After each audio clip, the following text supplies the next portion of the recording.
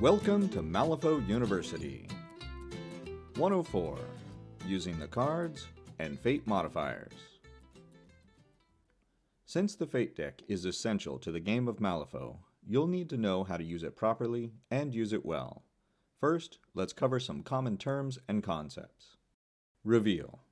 When a game effect says to reveal a card, you show it face up to both yourself and your opponent, but then you put it back where you got it, whether it was from your control hand or your Fate deck. If you reveal multiple cards from your deck, you put them back in the exact same order you got them, unless the game effect specifically says you can reorder them. Look at. When a game effect says you can look at one or more cards, you and you alone look at them, and then you put them back where you got them in the same order unless the game effect says otherwise. For instance, Big Jake's Consult the Ancestors bonus action says he can look at the top 2 cards of his Fate deck. That means this player gets to look at them, but does not have to reveal them to the opponent. Normally, he'd have to put them back on top of the Fate deck in the same order they were, but this action says he can discard either or both of them, and then put whatever he doesn't discard on top of his Fate deck. If he puts them both in the same place, it says he can put them there in any order. The conflict. Imagine a space between your Fate deck and your opponent's Fate deck. This is the conflict. This is where you both battle it out with attacks and abilities to see what hijinks you can pull and what damage you can do. You'll only ever have one card in the conflict at a time. If you wind up flipping multiple cards for a duel, you'll place only one in the conflict. The others go into your discard pile. If you have to reflip in a duel for some reason, discard the original card from the conflict and flip a new one in. When the conflict is over, discard whatever card is there. Variable profiles is not a term players actually use, but you need to understand how it works. It's most often used for damage and is represented by 3 numbers, like this. After successfully attacking, you'll flip 1 or more cards for damage. The card you wind up using determines which of those numbers goes into effect. Look at the Dead Rider's Scythe attack. If he succeeds in hitting, the damage flip will do 3, 4, or 5 points of damage. Remember, card values from 1 through 5 are weak, 6 through 10 are moderate, and 11 through 13 are severe. If I flip a 9 for the damage flip, that's moderate, so the attack would do 4 points of damage. If I flipped a 12, that's severe, and would do 5 points of damage. There are a few other game effects that involve a variable flip, but the principle is the same. A weak flip uses the first number, moderate uses the second, and so on. Fate modifiers come in 2 flavors, positive and negative.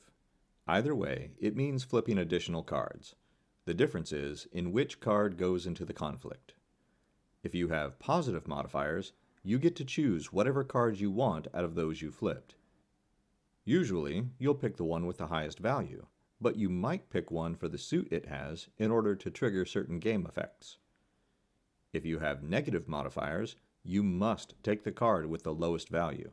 If the lowest value card is tied with others, you get to pick which one you use if it matters. Let's see what this would look like. If you have a positive modifier, you flip 2 cards.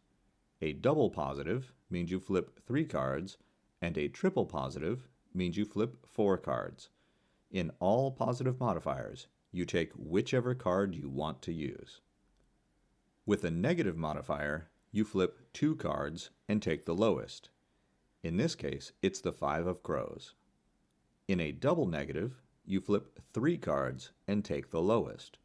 In this case, it's the 1 of Rams. In a triple negative, you flip 4 cards and take the lowest. Since the 7 of Masks is tied with the 7 of Crows, you can choose which one you place into the conflict. All the other cards are discarded. We'll discuss cheating more in another video, but keep in mind that when you have a negative modifier, you are not allowed to cheat in a card from your control hand. It's entirely possible, and pretty common, for any given flip to be affected by both positive and negative modifiers at the same time, so you may have to do the math to figure out how many of each are canceled out.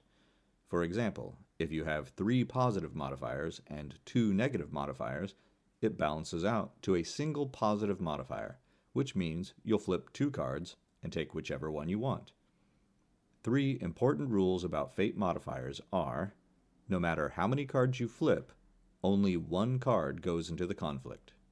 You'll never flip more than 4 cards in a single duel. If you would mathematically have to flip 5 or 6 cards, you just flip 4 and ignore the rest. When you have a negative modifier, you cannot cheat in a card from your control hand. Fate modifiers are closely related to cheating fate and opposed duels, so be ready to review those subjects together and check back frequently as you play until you are comfortable with the mechanics. Of course, as soon as you feel comfortable with this, one of you will flip a joker and throw the rulebook out the window. Not literally. Don't do that. That's the overview of using the cards and Fate modifiers. Pick up a printable set of all the markers and tokens you need to play Malifaux in the Wargames Vault. If you haven't already, join our Patreon for early, ad-free access to all new content, and be sure to visit the Malifaux University gift shop for the latest in Malifaux-themed shirts, hoodies, drinkware, and more. Links are in the notes below. And remember, play friendly games, keep it simple, and have fun.